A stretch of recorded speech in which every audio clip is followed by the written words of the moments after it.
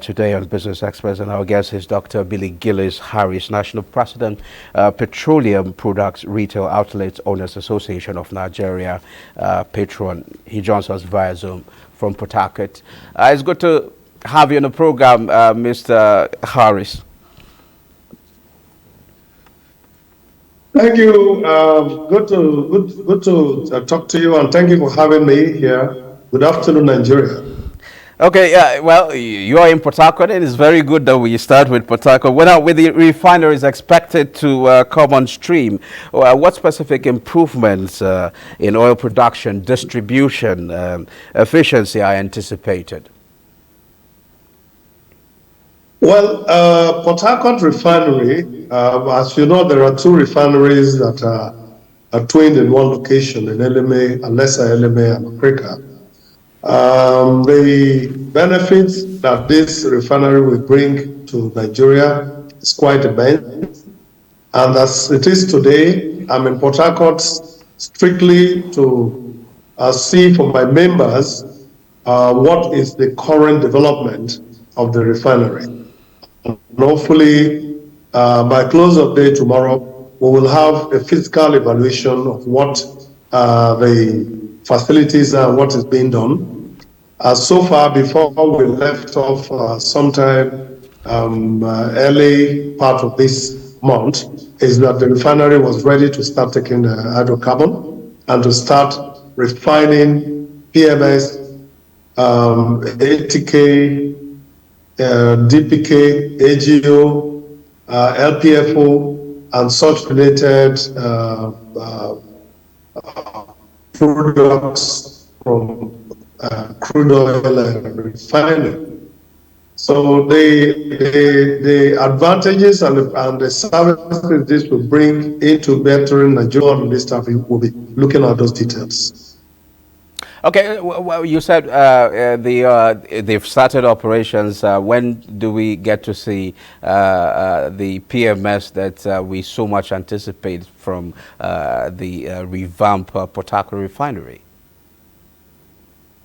Well, as the last time we had a conversation on this, I believe what Petron's technical team was able to evaluate and project based on what we saw was that refinery will be ready to produce, hopefully, by the close of February or early March, at least in the first quarter of 2024. Hydrocarbon will be introduced into the refinery, cracking will begin, and refined products will certainly be harvested. So far, we have not got any wind of the fact that hydrocarbon has, I know that they were receiving hydrocarbon, but I wasn't too sure what the scenario was until I get to the refinery myself, hopefully, to look at what is the latest development. But I was very certain at the time we left it off that they were beginning to test for the loops. They are trying to test for the power station, the different units. And as of that time, I think there was already introduction of hydrocarbon into the refinery. Okay, you know, so much has been said before the revival of this Port Harcourt refinery, as well as Dangote when the refinery was about to come on stream. So much has been, there was a lot of expectation from people. When do we get to see these expectations turn into reality? Because it's so much, there's so much pipe dream attached to this whole thing. Well, in my position as the national president of Petron, I can say a couple of things because I'm not working for the refinery, neither am I working for NPC. We're only partners, and we are trying to make sure that what is being anticipated is communicated effectively to the management and that they are all able to do just what is needed to give Nigerians the best of service, seeing that PMS has become a very critical factor to the growth of the economy. One thing that is very silent that need to be spoken about is that my observation at the Port Harcourt refinery is that the both refineries are being revamped at the same time. Matter of fact, the refinery is actually being fully and totally rehabilitated. It's almost like building a brand new refinery. That's what I can say that I saw. And the questions we asked and some of the technical things, of course, most leaders, most of my ESCO are experts in the business.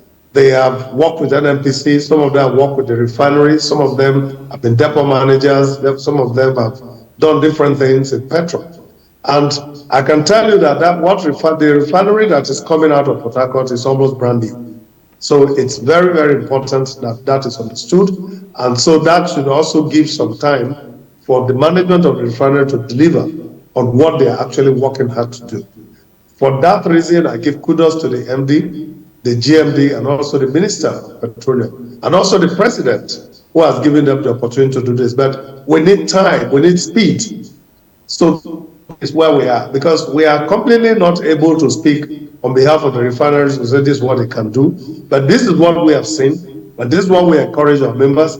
That's why we talk to our members to give support to the refinery. The communities that are working there should give the best support to the refinery to make sure the refinery comes on stream in the very near future. And I believe that before this month will run to a close or early part of March, this refinery should start.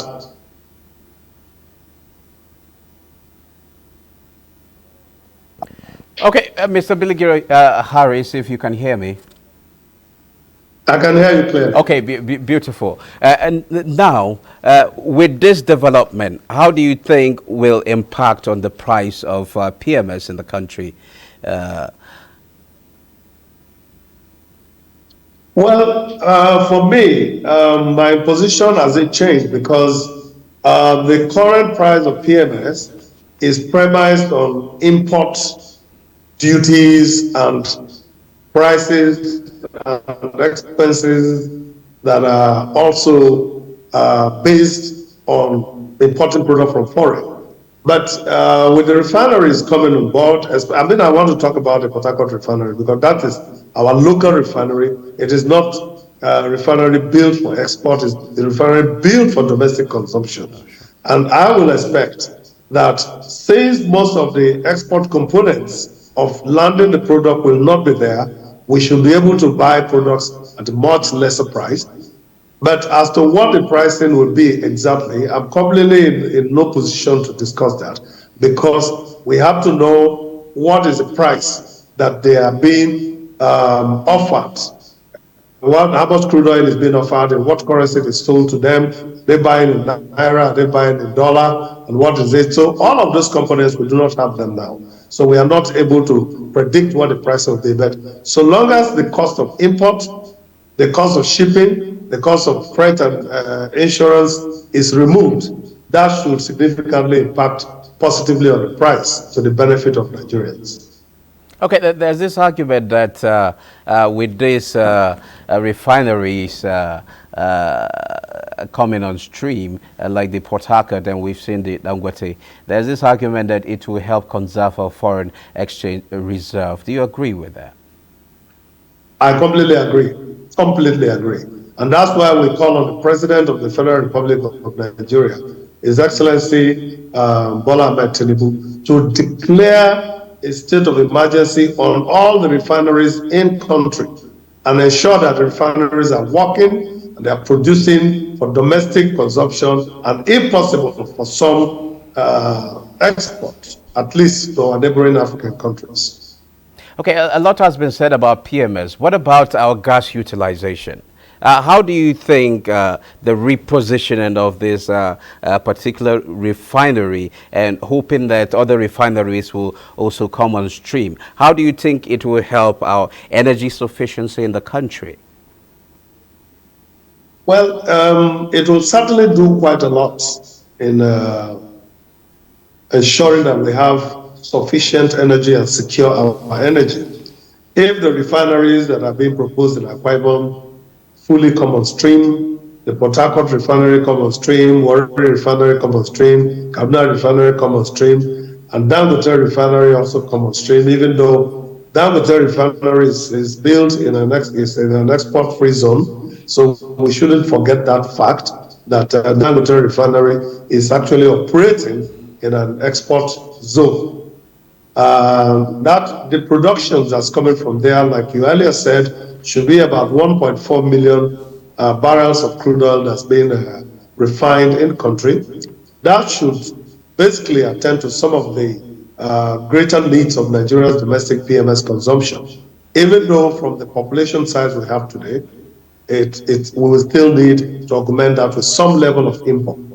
But if we are going to completely stay out of importing hydrocarbon that is refined, then we must work on our gas, and the gas utilization policy should be set in to make sure that we succeed in firing almost all our locomotives and running our power needs by gas. And there is nothing stopping us from doing that, except that funding is very desperately required. Technology is available.